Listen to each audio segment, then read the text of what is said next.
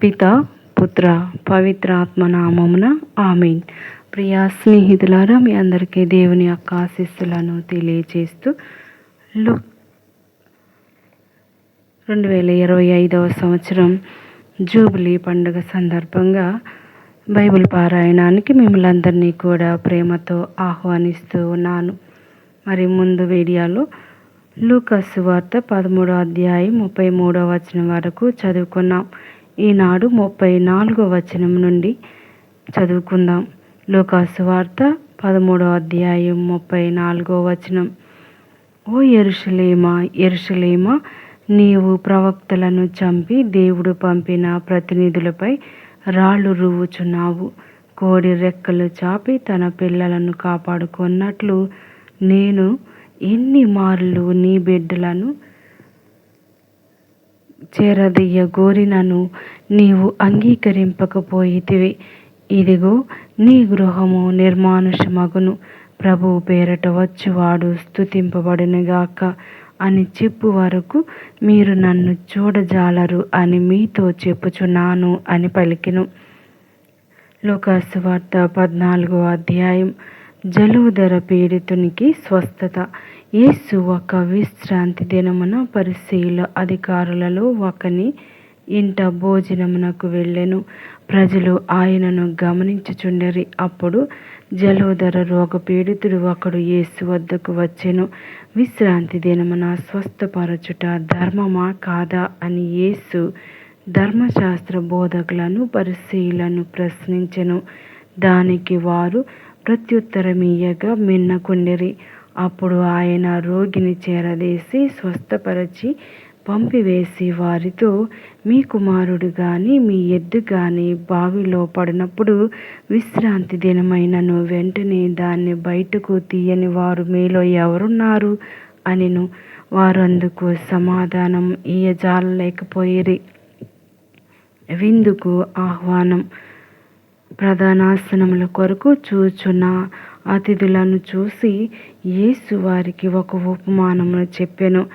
ఎవరైనాను నిన్ను పెండ్లి విందుకు పిలిచినప్పుడు ప్రధాన ఆసనమునకై కూర్చుండవలదు. ఒకవేళ అతడు మీకంటే గొప్పవాడగు వానిని పిలిచి ఉండవచ్చును. మీ ఇద్దరిని పిలిచిన వ్యక్తి వచ్చి నీతో ఇతనికి చోటు ఇమ్ము అనును.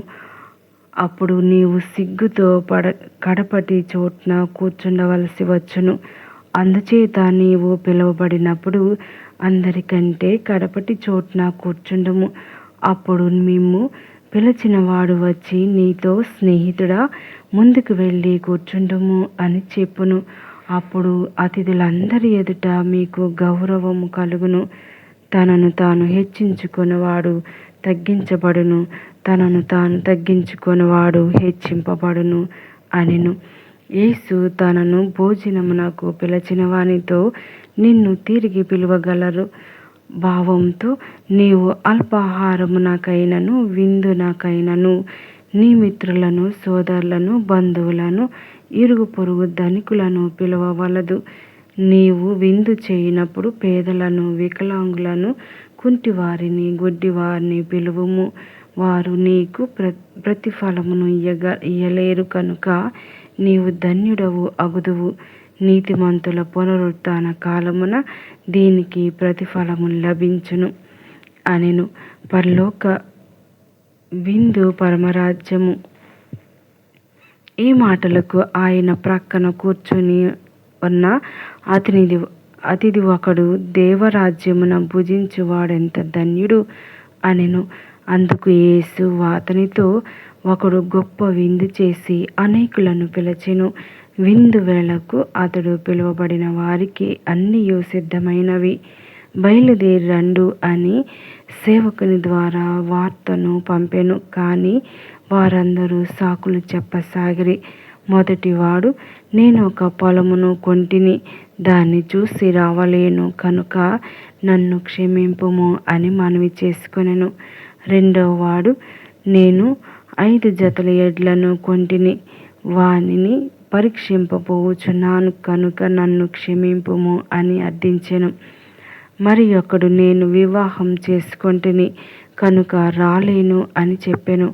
సేవకుడు తిరిగి వచ్చి ఈ విషయమును యజమానికి తెలియచేయగా ఆ యజమానుడు మండిపడి తన సేవకునితో, నీవు వెంటనే నగర వీధులకు పేటలకు వెళ్ళి పేదలను, అవిటి, గ్రుడ్డి, కుంటివారిని ఇక్కడకు తీసుకొని రమ్ము అని ఆజ్ఞాపించెను.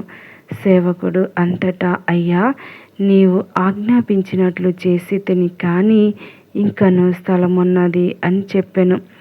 అందుకు ఆ యజమానుడు సేవకునితో, రాజమార్గములందును కంచెర యందును వెదకి అక్కడ కనబడిన వారిని బలవంతముగా తీసుకొని వచ్చి నా ఇల్లు నిండినట్లు చూడుము. ఏలైనా ఆ పిలువబడిన వాడు ఎవ్వరును నా విందును రుచి చూడరని మీతో చెప్పుచున్నాను అనెను. శిష్య లక్షణములు. అప్పుడు గొప్ప జన సమూహము ఆయన వెంబడి వెళ్ళుచుండెను. ఆయన వెనుకకు తిరిగి వారితో ఇట్లనెను, నన్ను అనుసరింపగోరి తన తల్లిదండ్రులను, భార్యను, బిడ్డలను, అన్నదమ్ములను, అక్క చెల్లెండ్రను, కడకు తన ప్రాణమునైనను త్యజింపని వాడు నా శిష్యుడు కానేరడు. తన సిలువను ఎత్తుకొని నన్ను వెంబడింపని వాడు నాకు యోగ్యుడు కాడు. గోపురము కట్టదలిచిన వాడు కూర్చుండి వ్యయము గణించి దాన్ని పూర్తి చేయ సాధన సంపత్తి తన వద్ద ఉన్నదా లేదా అని పర్యాలోచన చేయడా? అట్లు కాక పునాది వేసిన పిదప నిర్మాణం పూర్తి చేయజాలని ఎడల చూచువారు, ఇతడు ఆరంభ సూర్యుడే కాని కార్యసాధకుడు కాలేకపోయెను అని పరిహసించెదరు. ఒక రాజు యుద్ధమునకు వెళ్ళుటకు ముందు 20,000 సేనతో తనపై దండెత్తి వచ్చు శత్రు రాజును తన 10,000 సేనతో ఎదుర్కొనగలనా అని ఆలోచింపడా? అంత బలం లేని ఎడల శత్రురాజు సమీపింపక పూర్వమే రాయబారం పంపి అతనితో సంధి చర్యలు జరుపును. కనుక తమ సమస్తము త్యజించిన తప్ప ఎవడును నా శిష్యుడు కానేరడు. సారం లేని ఉప్పు. ఉప్పు శ్రేష్టమైనదే, కానీ అది ఉప్పుదనమును కోల్పోయిన ఎడల దాన్ని తిరిగి అది ఎట్లు పొందగలదు? ఆ ఉప్పు భూమికి కానీ ఎరువునకు కానీ ఉపయోగపడదు. ప్రజలు దాన్ని బయట పారవేయుదురు. వినుటకు వీలున్నవాడు వినుగాక అని వారితో చెప్పెను. త్రోవ తప్పిన గొర్రె. లూకాసు వార్త 15వ అధ్యాయం. సుంకర్లు, పాపులు అందరూ యేసు బోధలు వినుటకు ఆయన వద్దకు వచ్చుచుండిరి. అది చూసి పరిసయ్యులు, ధర్మశాస్త్ర బోధకులు, ఇతడు పాపులను చేరదీయుచు వారితో కలిసి భుజించుచున్నాడు అని సణుగుకొనసాగిరి. అప్పుడు యేసు వారికి ఒక ఉపమానమును ఇట్లు చెప్పెను.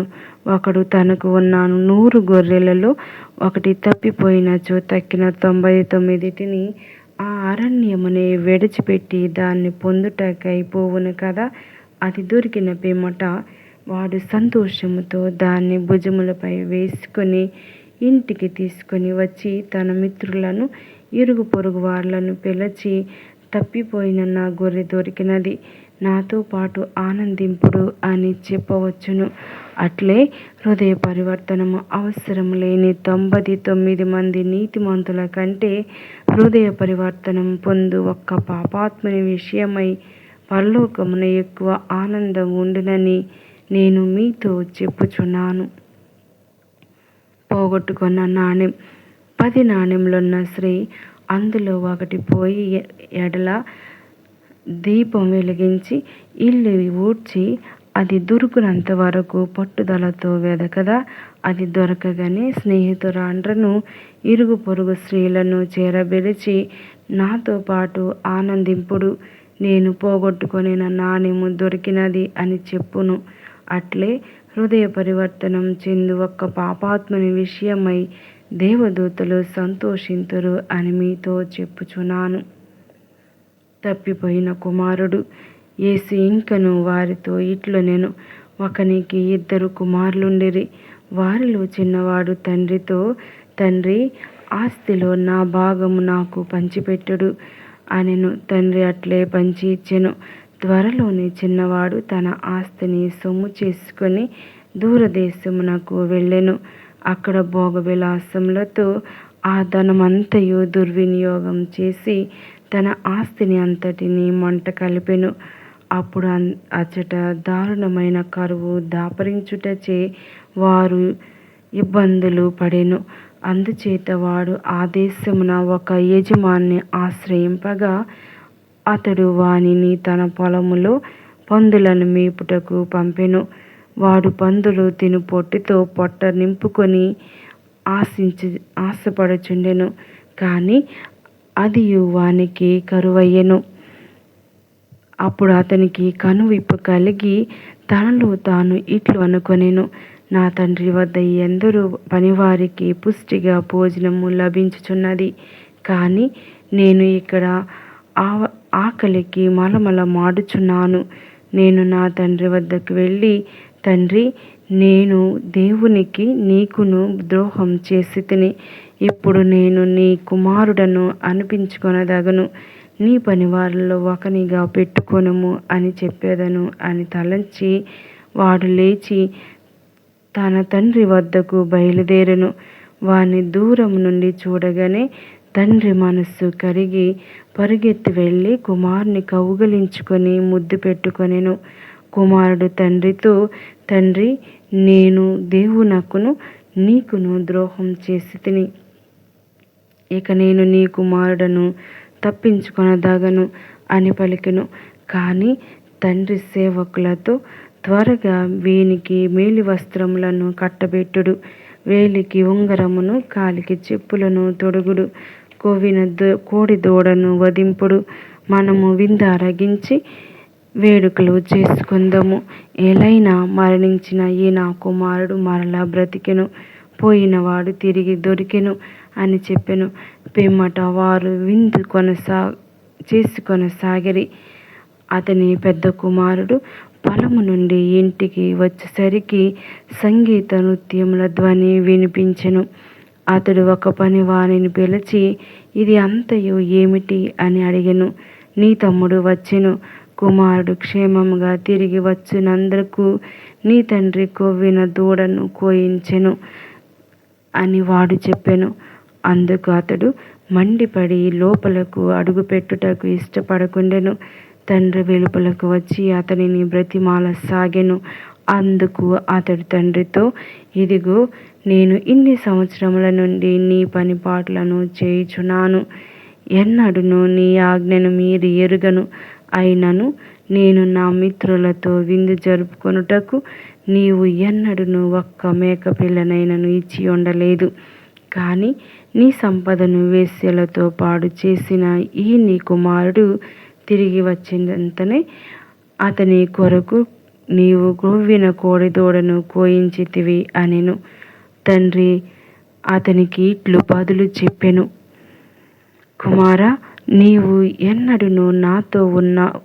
ఎప్పుడును నాతో ఉన్నావు, నాకు ఉన్నదంతయు నీదే కదా. మనము విందు జరుపుకొనుట న్యాయము. ఏలయన చనిపోయిన నీ తమ్ముడు తిరిగి బ్రతికెను, తప్పిపోయిన వాడు మరలా దొరికెను. లూకాసు వార్త 16వ అధ్యాయము 1వ వచనము. ముందు చూపు గల గృహ నిర్వాహకుడు. యేసు తన శిష్యులతో ఇట్లనెను, ఒక ధనవంతుని వద్ద గృహ నిర్వాహకుడు ఒకడు ఉండెను. అతడు యజమాని సంపదను వృధా చేయుచున్నాడని అతనిపై నేరము మోపెను. యజమానుడు అతనిని పిలిచి, నిన్ను గూర్చి నేను వినుచున్నది ఏమిటి? లెక్కలు అప్పగింపుము. ఇకపై నీవు గృహ నిర్వాహకుడిగా వీలుపడదు అని చెప్పెను. అతడు లోపల ఇట్లు అనుకొనెను, ఇప్పుడు నేనేమి చేయుదును? యజమానుడు నన్ను ఈ పదవి నుండి తొలగించుచున్నాడు. శ్రమించుటకు నాకు శక్తి లేదు, బిచ్చమెత్తుటకు నాకు సిగ్గుగా ఉన్నది. గృహ నిర్వాహకత్వము నుండి తొలగింపబడినప్పుడు అందరి వలన ఆశ్రయము పొందుటకు నేను ఇట్లు చేసేదను అని యజమాని రుణస్థులను ఒక్కొక్కరిని పిలిపించి, మొదటి వానితో, నీవు నా యజమానికి ఎంత రుణపడి ఉన్నావు అని అడిగెను. వాడు 100 మణుగుల నూనె అని చెప్పెను. అప్పుడు అతడు వానితో, నీ రుణపత్రము తీసుకొని వెంటనే దానిపై ఏబది అని రాసుకొనుము అని చెప్పెను. అంతటా అతడు రెండవ వానితో, నీవు ఎంత రుణపడి ఉంటివి అని అడిగెను. వాడు 100 తూముల గోధుమలు అని బదులు పలికెను. అప్పుడు వానితో, నీవు ఎంత రుణపత్రమును తీసుకొని 80 అని రాసుకొనుము అనెను. ఆ గృహ నిర్వాహకుడు యుక్తిగా ప్రవర్తించినందులకు యజమానుడు మెచ్చుకొనెను. ఏలైనా ఈ తరమున ఈ లోక సంబంధులైన ప్రజలు వెలుగు సంబంధులకు ప్రజల కంటే యుక్తిపరులు. అన్యాయపు సొమ్ముతో స్నేహితులను సంపాదించుకొనుడు ఏలైనా ఆ సొమ్ము గతించినప్పుడు వారు నిత్య నివాసములో మేము చేర్చుకొందురని మీతో చెప్పుచున్నాను. స్వల్ప విషయంలో నమ్మదగిన వాడు గొప్ప విషయములలోనూ నమ్మదగిన వాడుగా ఉండును. అల్ప విషయంలో నమ్మదగని వాడు గొప్ప విషయంలోనూ నమ్మదగని వాడుగా ఉండును. కనుక ఈ లోక సంపదలందు మీరు నమ్మదగిన వారు